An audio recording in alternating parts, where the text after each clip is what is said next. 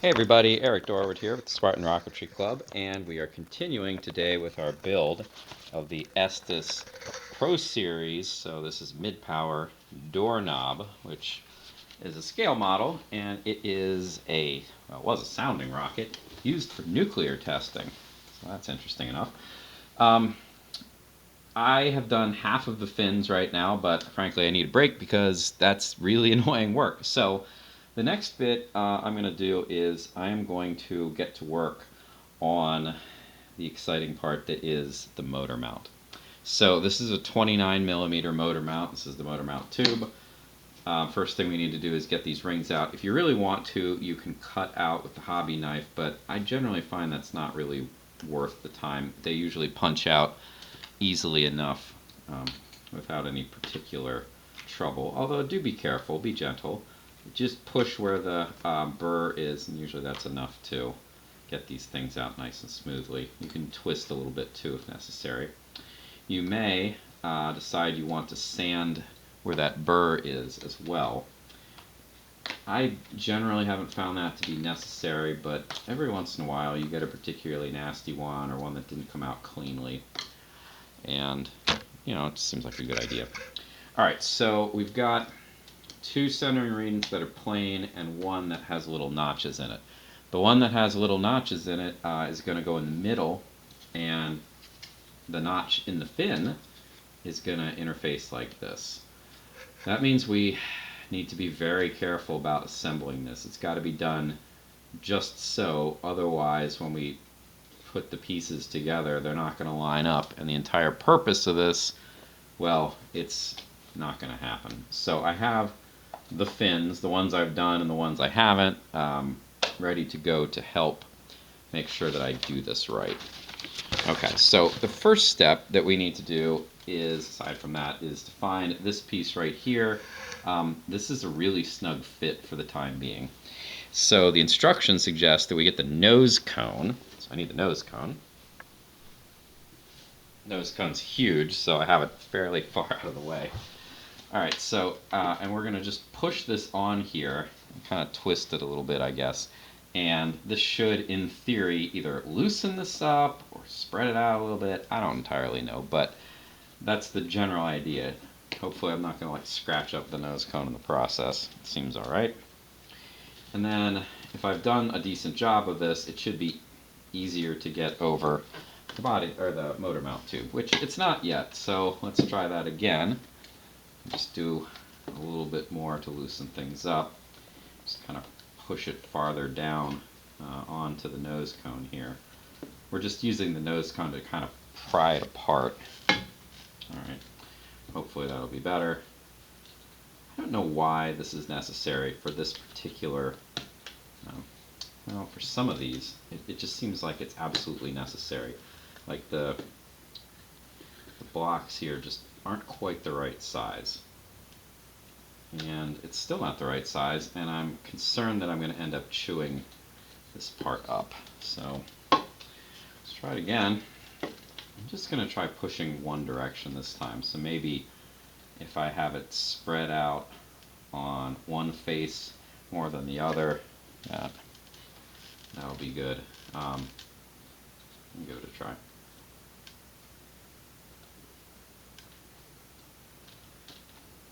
Feels like it's, there we go. Almost. I felt like it was making some progress there, but it wasn't. Or it wasn't making enough anyway. Yeah, getting these very snugly fitting tubes over is always a potential challenge. So the other option is, if you're not having any luck with it, break out a little bit of sandpaper, and we can just smooth this up, maybe take a little bit off in the process. Because the last thing you want to do is mess up the motor mount tube, like the end of it, because you could potentially then have issues getting the motor in. Alright, I ended up taking some of the paper off by sanding, which would be fine too. I mean, I could remove a bit of the interior, so that would be an option as well. Alright, there we go. Okay. Lovely, it's on.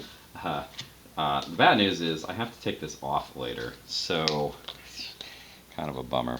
All right, so what needs to happen is this right now is just acting as a spacer, and one of the two tubes, or one of the two plain,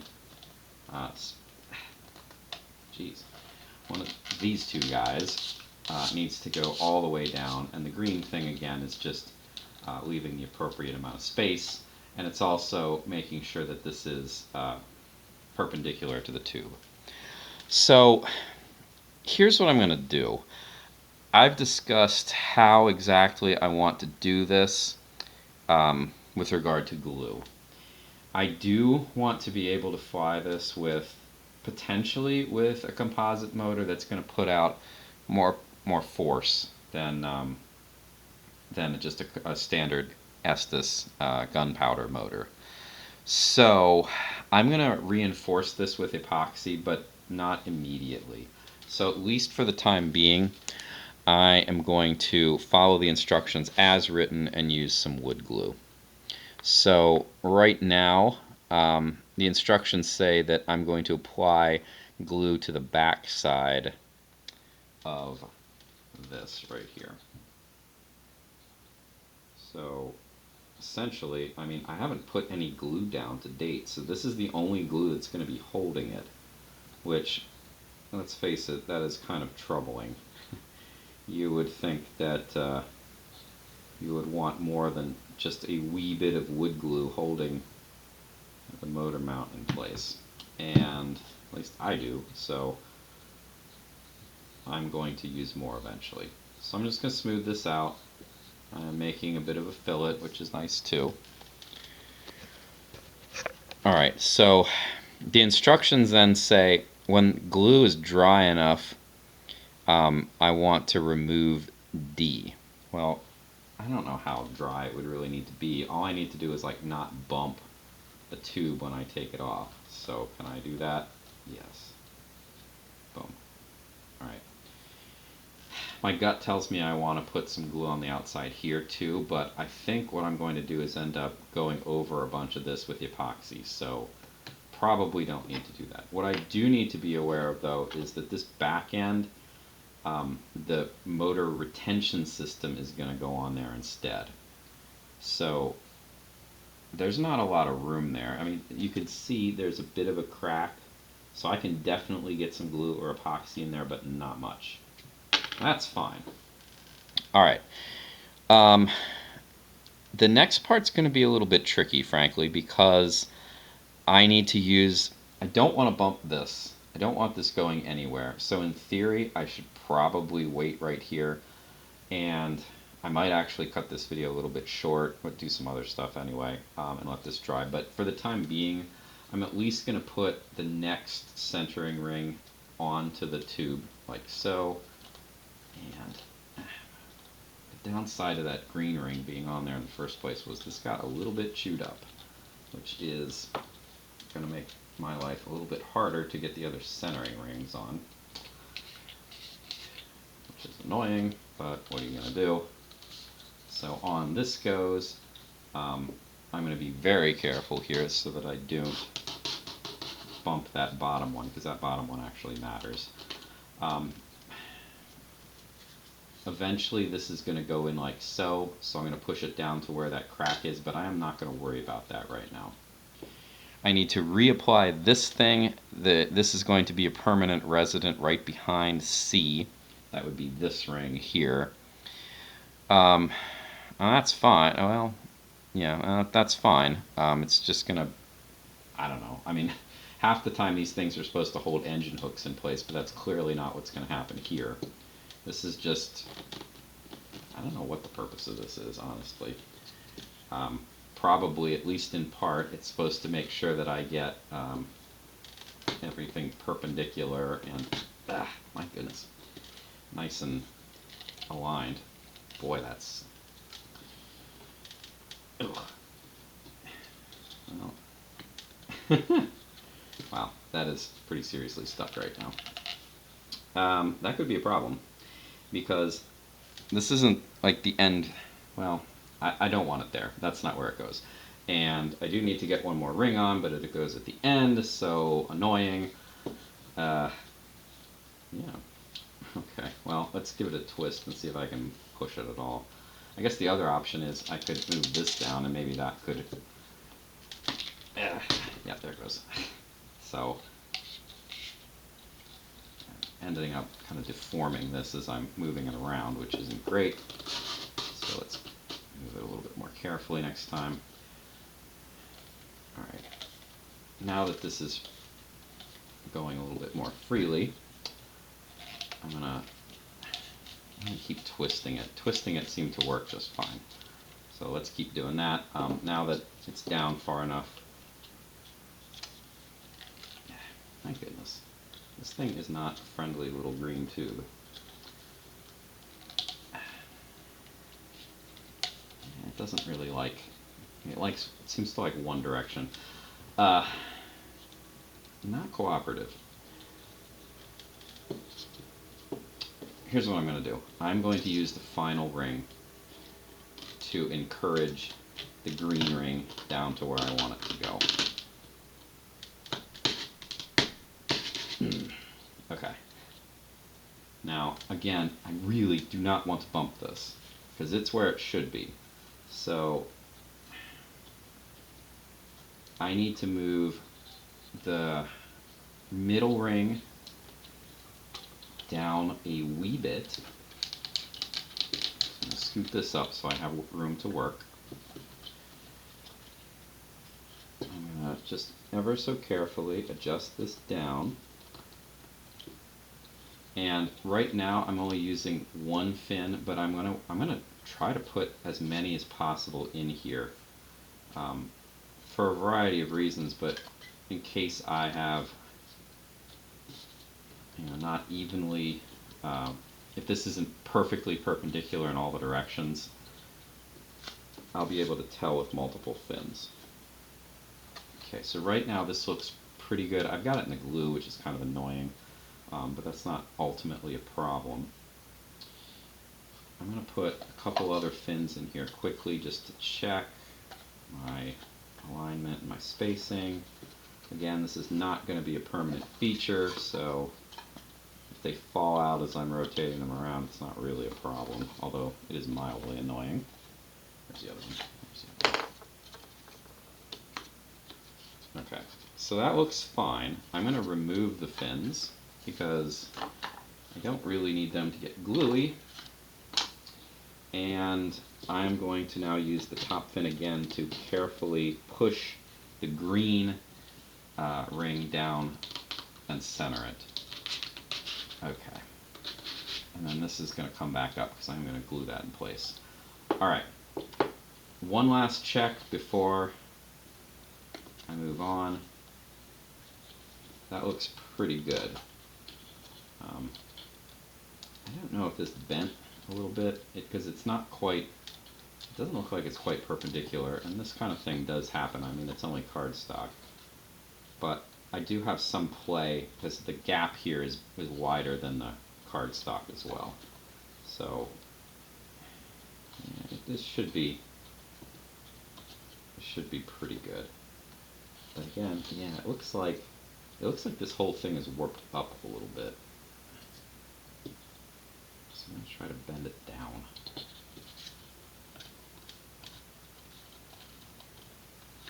Yeah, because ultimately I want to be able to have glue in here as well. Now, I'm not going to be able to glue in there when the rocket's all put together, but yeah, that's as good as that's going to get. Alright, now let's finish putting the regular glue in the places where it belongs. So I've used the fins as a test, so that's perfect, I guess. So now I need to glue both C and D, so I need to glue this thing and the green guy in place.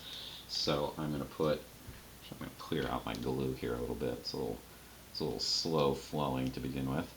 But I'm going to put a fillet on top here.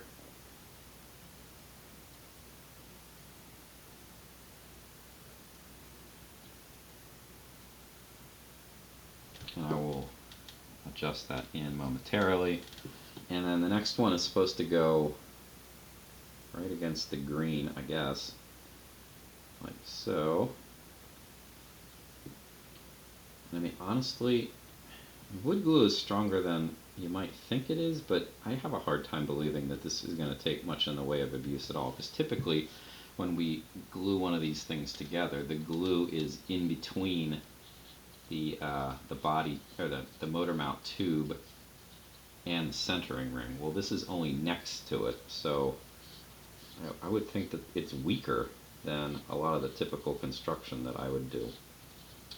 But whatever, that's why we can always resort to epoxy after the fact. Okay, so these two are in, and then the last thing we need to do is, and this is ironic because it says put glue down on the ring, so it thinks we should put some up here. We're going to put some glue right at the end, and